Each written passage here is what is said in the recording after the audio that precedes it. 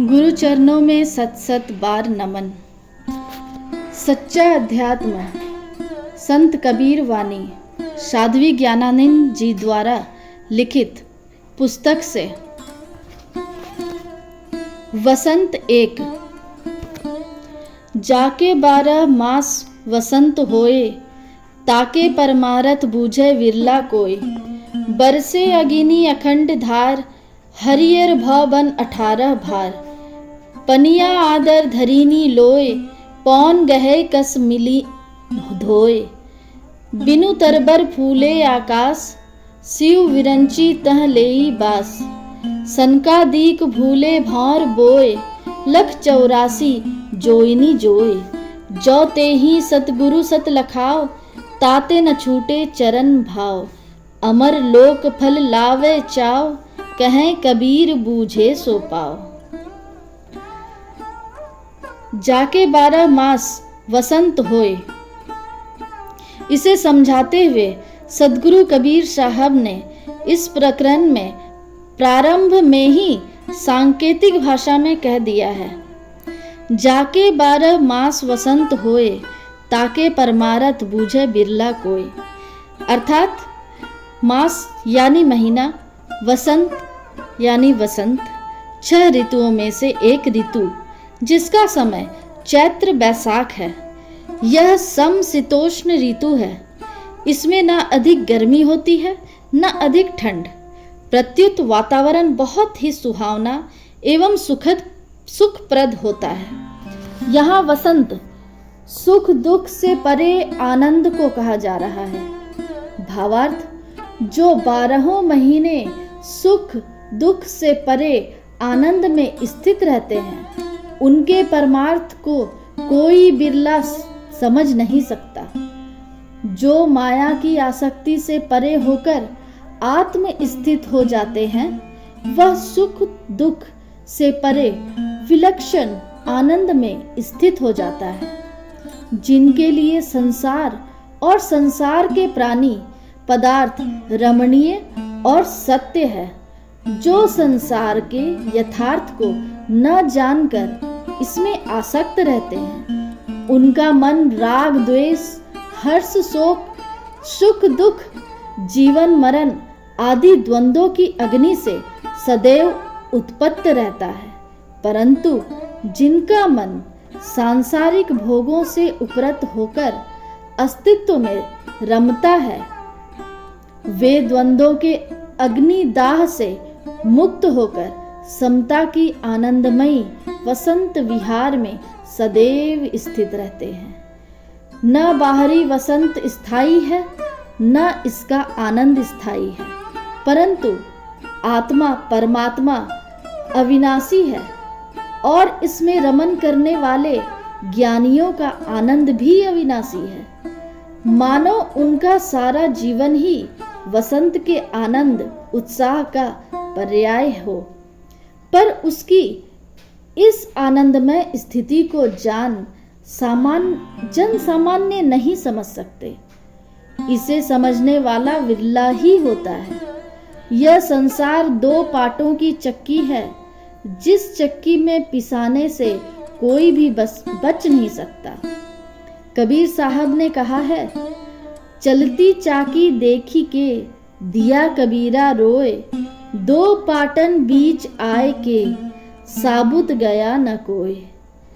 जन्म मरण रूपी चलती चाकी को देखकर कबीर ने रो दिया। जन्म मरण द्वंद्वों के बीच आकर कोई भी संतुष्ट तृप्त नहीं गया। सुख दुख राग द्वेष जन्म मृत्यु अपना पराया शोक हर्ष आदि द्वंद्वों के पाट में व्यक्ति का जीवन पिस जाता है।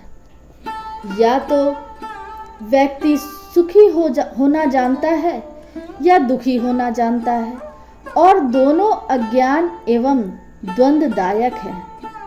शास्त्र संत आपको सुख और दुख से पार पहुंचाने का प्रयत्न करते हैं। आप सदगुरु के पास जाकर कहो कि महाराज हमें सुख दे दो, तो ज्ञानी संत हंसेंगे, क्योंकि वे जानते हैं कि अगर आपको सुख मिला तो सुख का साथी दुख आपका पीछा नहीं छोड़ सकता है। जहाँ दुख है वहाँ सुख निश्चित है, जहाँ सुख है वहाँ दुख निश्चित है। एक ही सिक्के के दो पहलू हैं ये द्वंद्व। जहाँ जन्म है वहाँ मृत्यु निश्चित है, और जहाँ मृत्यु है वहाँ जन्म निश्चित है। तुम एक से बचना चाहते हो और एक को पकड़ना चाहते हो, दुख को हटाना चाहते हो, सुख को पकड़ना चाहते हो। अगर सुख को पकड़ते हो तो स्वतः ही दुख भी पकड़ा जाता है। यह वसंत नहीं है। वसंत में ना सुख है ना दुख है, वहाँ अनिर्वचनीय शांति और आनंद है। इसी को श्री कृष्ण ने गीता में कहा है, समत्वं योग उच्यते। समत्व ही योग है। श्री कृष्ण गीता के दूसरे अध्याय में कहते हैं, दुखेष्वनुद्विग्न मनः सुखेषु विगत स्पृहः वीतराग भय क्रोधः स्थित धीर्मु निरुच्यते। दुखों की प्राप्ति होने पर जिसके मन में उद्वेग नहीं होता, दुखों की प्राप्ति में जो सर्वथा निष्प्रिय है तथा जिसके राग भय और क्रोध नष्ट हो गए हैं, ऐसा मुनि स्थिर बुद्धि कहा जाता है। श्री कृष्ण अपने भक्तों के गुणों की चर्चा करते हुए कहते हैं, यो न हृष्यति न द्वेष्टि न शोचति न कांक्षति शुभाशुभ परित्यागी भक्तिमान्यः समे प्रियः। जो न कभी हर्षित होता है, न द्वेष करता है, न शोक करता है, न कामना करता है, तथा जो शुभ और अशुभ संपूर्ण कर्मों का त्यागी है, वह भक्ति युक्त पुरुष मुझको प्रिय है। तात्पर्य, जो किसी भी हाल में कभी भी किसी चीज की कामना नहीं करता और शुभ अशुभ सुख दुख जन्म मृत्यु लाभ हानि आदि द्वंद्वों से जो आगे बढ़ गया हो, ऐसा भक्त भगवान को प्रिय है। संपूर्ण अनर्थों का हेतु इच्छा है। सद्गुरु कबीर साहब बीजक रमैनी साखी 20 में कहते हैं, इच्छा करी भव सागर, अर्थात इच्छा ही भव सागर है। दो बातें होती हैं, एक इच्छा और दूसरी आवश्यकता। आवश्यकताएं सीमित हैं और इच्छाएं असीमित। आवश्यकताएं अनिवार्य हैं, इच्छाएं गैर जरूरी। आवश्यकताएं नहीं बनती। आवश्यकताएं शरीर की मांग है और इच्छाएं मन का पागलपन। सद्गुरु कबीर साहब की एक वाणी है, तन की भूख सहज अहे, 3 पाव की सेर, मन की भूख अनंत है, निगले मारू सुमेर। शरीर की भूख 3 पाव या सेर भर अन्न से सहज ही शांत हो जाती है, पर मन की भूख अनंत है, जो मेरू सुमेरु इतने विषयों को भोगते हुए भी ज्यों की त्यों बनी रहती है। चाहे ज्ञानी हो, बुद्ध, महावीर, कबीर, नानक या कोई भी भक्त हो, शरीर की आवश्यकताओं की पूर्ति उन्हें भी करनी होती है। उदाहरणतः कबीर को भी भोजन करना होता है। बुद्ध महावीर भी भोजन करते हैं। सभी किसी न किसी छत्र छाया के नीचे रहते हैं, चाहे वह मकान की छत हो या पेड़ आदि का छत्र हो। वे भी वस्त्र पहनते हैं, वे भी श्वास लेते हैं, प्यास लगने पर वे भी पानी पीते हैं। ये आवश्यकताएं हैं जो शरीर निर्वाह के अंतर्गत आती हैं और आवश्यक है। मन की मांग इच्छा के अंतर्गत आती है। आज तक कोई भी धर्म शास्त्र आवश्यकताओं का खंडन नहीं करता। कोई भी धर्मशास्त्र यह नहीं कहता है कि तुम भोजन ना करो, वस्त्र ना पहनो या पानी ना पियो, मकान में ना रहो।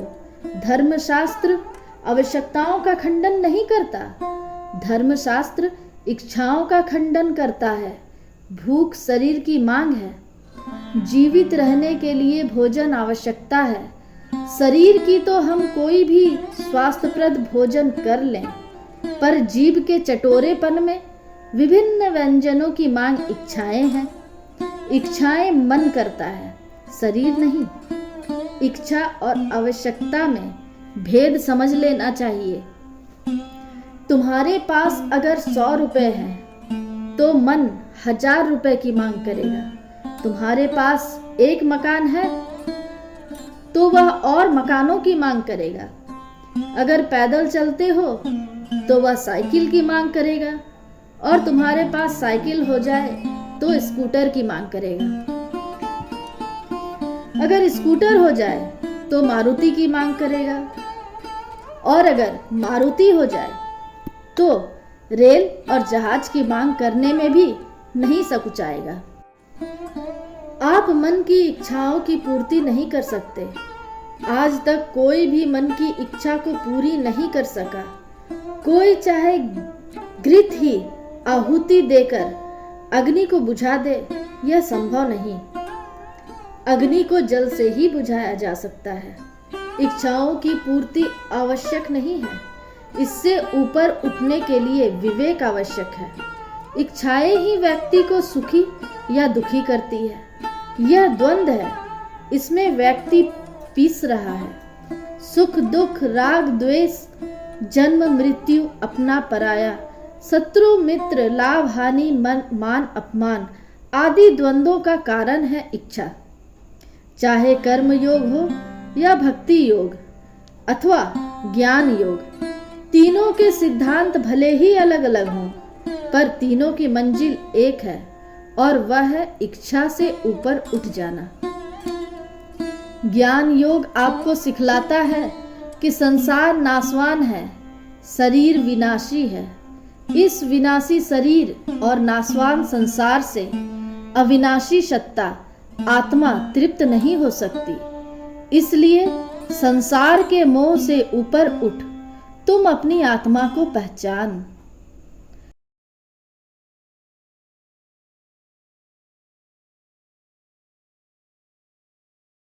शुभम भवतु, मंगलम भवतु।